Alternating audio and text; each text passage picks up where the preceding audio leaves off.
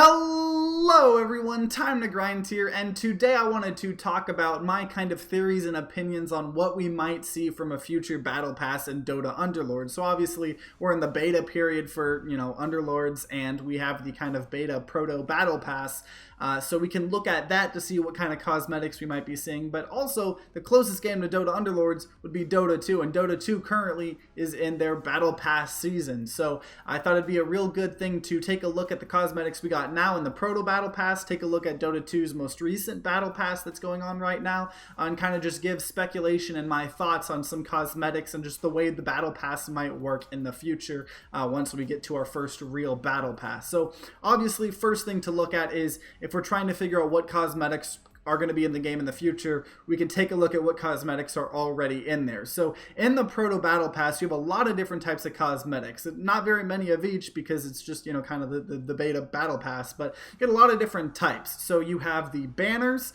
you have the firework effects, you have the flag standards, the maps, the profile rings, the emotes, or, Dota Underlords calls them yos, TP effects, and win streaks.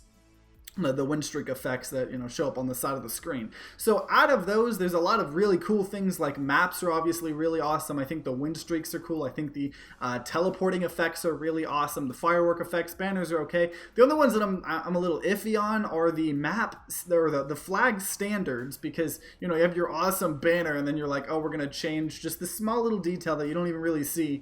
The profile rings are interesting, I guess, but they're definitely going to just be filler on the battle pass if they're still there, along with the emotes.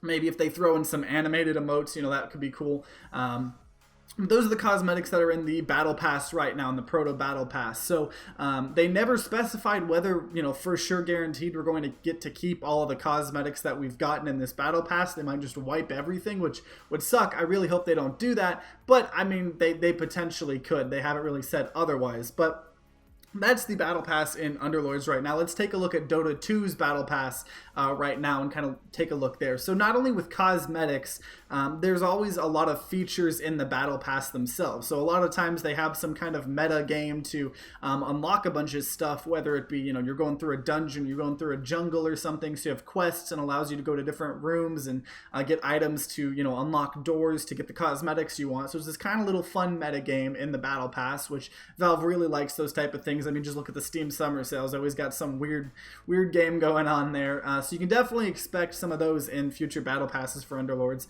On top of that, they also really like doing votes for new cosmetics. So in the Dota 2 Battle Passes, there's always a vote for which character gets the next Arcana. So Arcanas are just a really nice, expensive set that change how the character looks a lot. There's always like a whole bracket going on that the Battle Pass owners get to vote on every week. It's the new version of the bracket and everything. So that's really cool. I don't know if we'll see Arcanas in the way we do as Dota 2, obviously, but it could be for some cosmetics. They could change it up. They could be like, okay, we're going to make a bunch of, sets for the character. Which set do you want the next character to be? Or what Underlord, if they're doing cosmetics for the Underlords, what are they going to look like? Who do you want to get the next cosmetic? So that could definitely be something.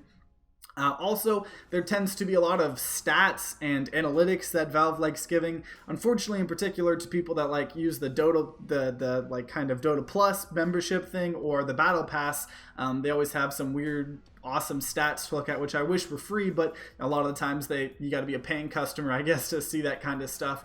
So you could possibly expect the kind of stuff in Underlords. Hope we don't. I think it should just all be open and free, especially if it's in game. I mean, like with some of the stuff Dota 2 does, it recommends you builds and items in real time based on, I know it's not very accurate, but just the whole kind of concept of it to me, I don't like. So hopefully that part of it stays out, just my opinion.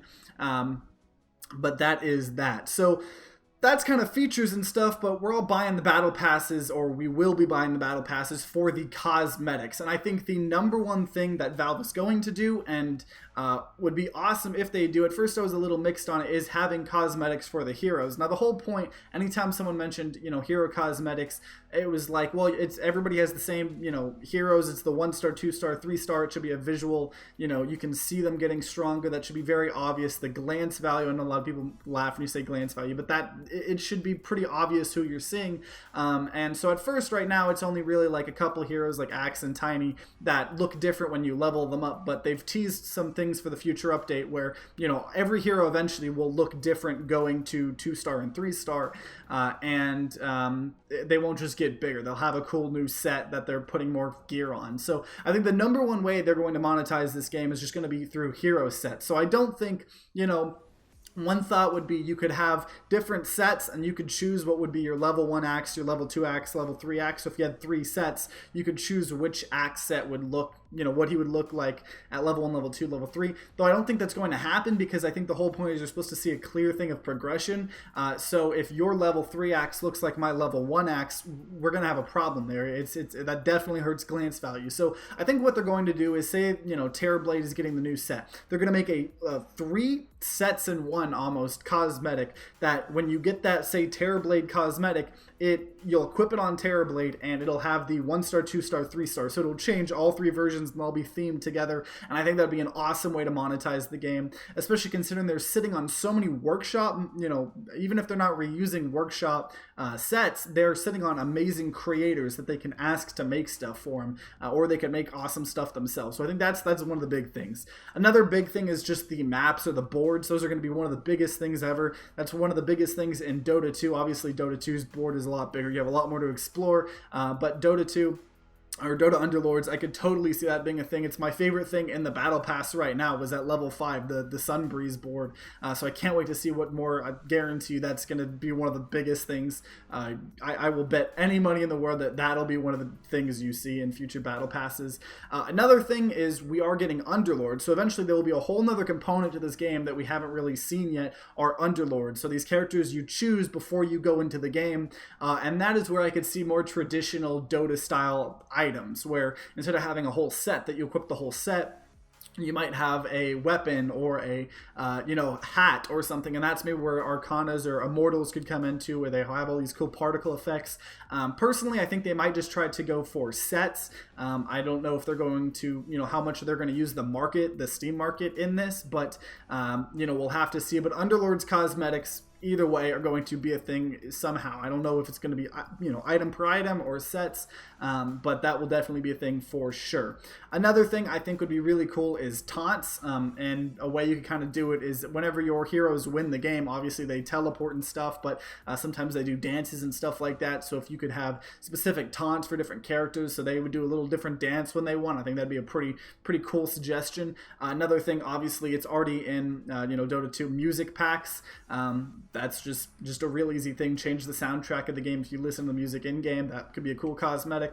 Sprays could be really cool.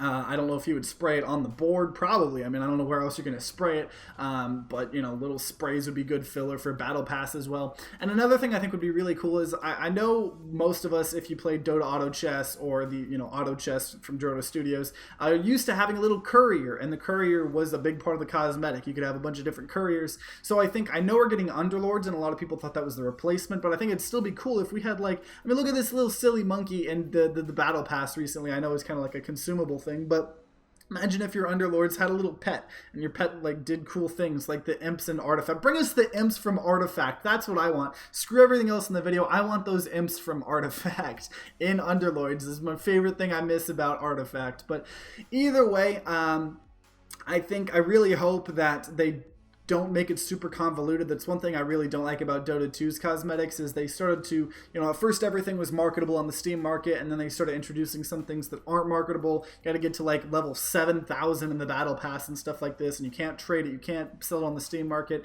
I really hope everything is just marketable on the Steam market, but I know that's not what sells levels on the Battle Pass. So we will just have to see, but I just wanted to make a kind of theory crafting type video talking about what we might potentially see in Dota Underlords' first Battle Pass. But if you guys enjoyed this video, then consider leaving a like down below, subscribing to see more Underlords content, whether it be news, theory crafting stuff, live commentary. And if you guys are having a great day today, I'm very happy. If you guys aren't having a great day, I hope you start having a great day. But either way, guys, I hope you guys have a great rest of the day. See you guys next time.